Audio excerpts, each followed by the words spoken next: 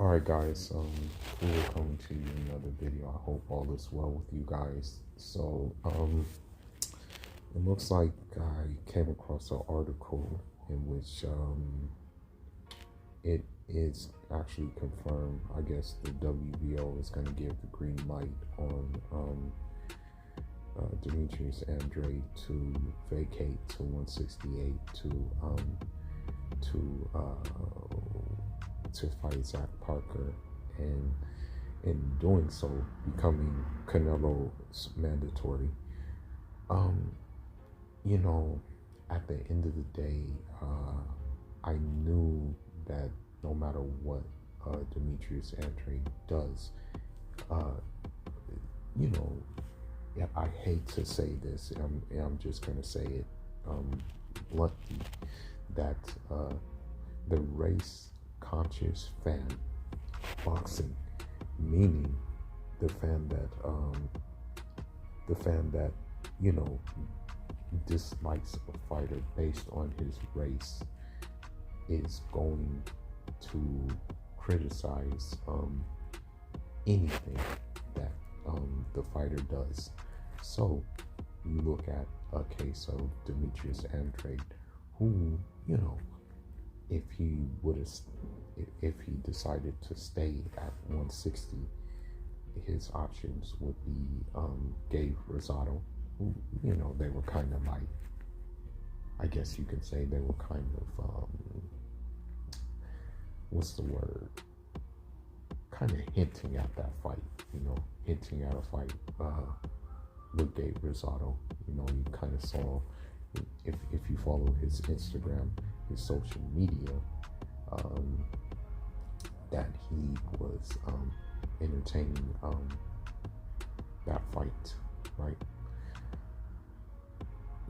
We didn't know if it was going to happen or not. We just, you know, we just kind of guessed. You know, the energy was in the air for a Gabe Rosado fight. We understand that.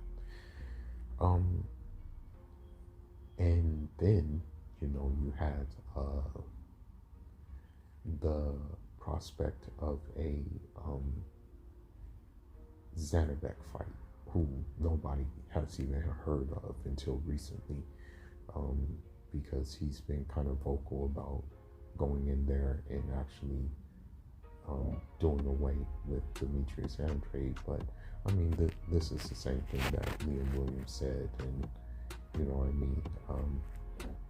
Jason Quigley was a little bit more respectful, you know, but Zanabek said the same thing, and you know, I believe personally that Zanabek would meet the same fate as you know, Liam Williams or Jason Quigley, you know, if he were to get in there with Demetrius Andrade.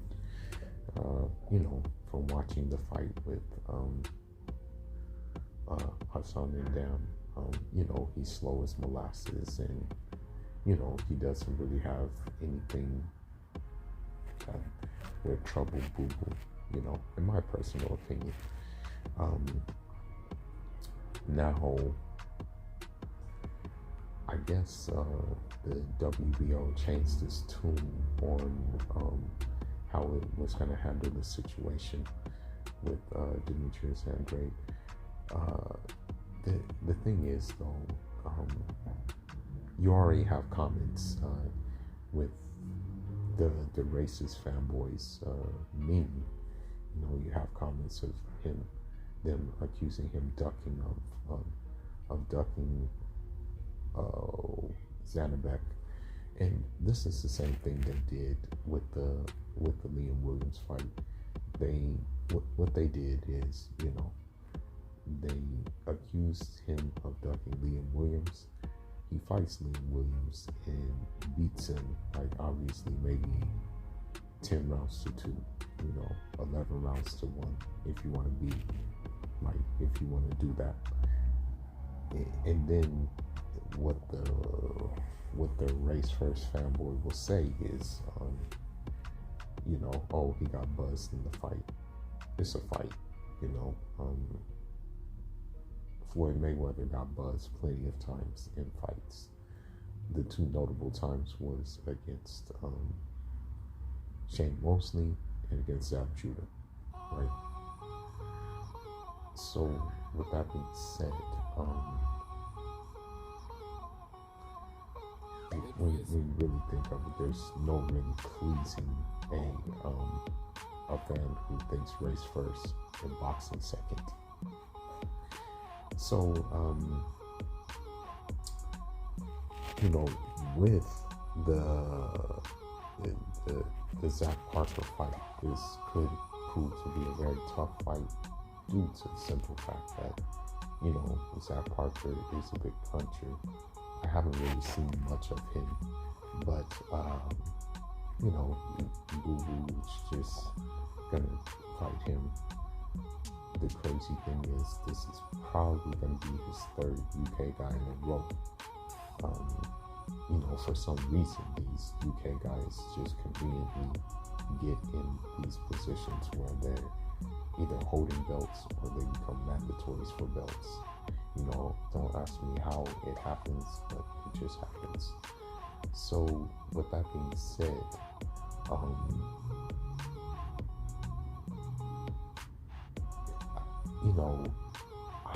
I don't think Canelo will fight him though.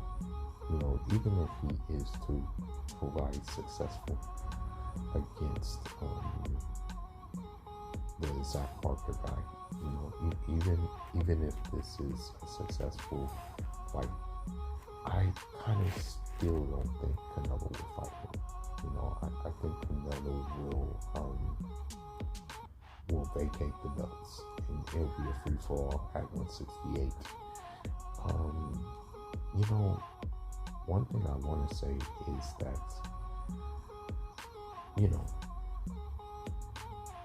I'm going to just end on this note, just keep it a pretty short video,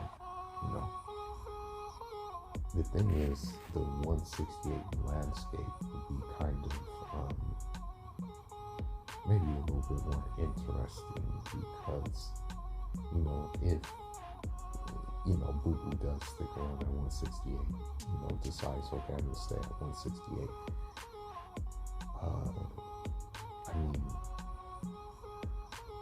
Maybe a David Benavidez fight can be done.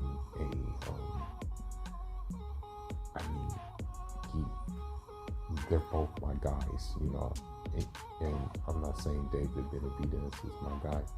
I'm saying Demetrius Andrade and David Morrell are my guys. So, dang, if those two were to dance, it would be very difficult for me to choose a winner in that fight. It would be very hard because that fight would be chess. If something like that were to happen,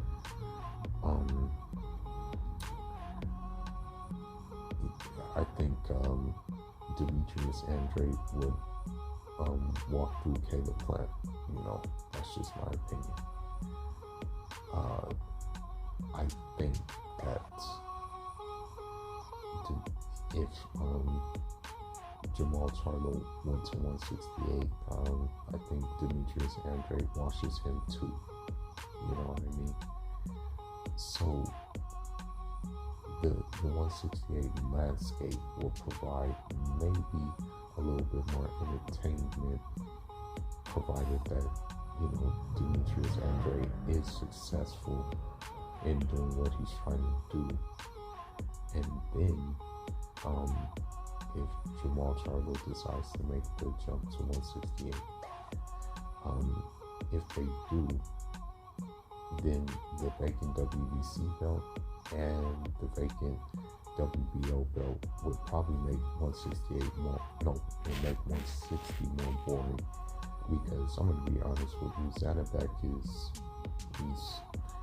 he's a basic fighter, I'm just going to be real, he's basic. Now, I don't know who else is in the pecking order to get the mandatory in WBC, but I'm pretty sure they will be basic as well. But anyhow, we just gotta wait and see what happens. again, I don't see Canelo fighting Demetrius Andrade. I see Canelo vacating and avoiding him because even Canelo's trainer has said he can do what he wants. You know what I mean?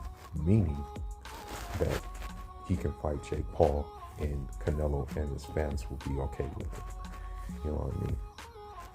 Meaning Canelo. Steroids. Ducking. Racism from fans. Racism from his fans. But anyhow, man, that's all I got for now. Leave your thoughts and your comments. We'll be signing out. Enjoy.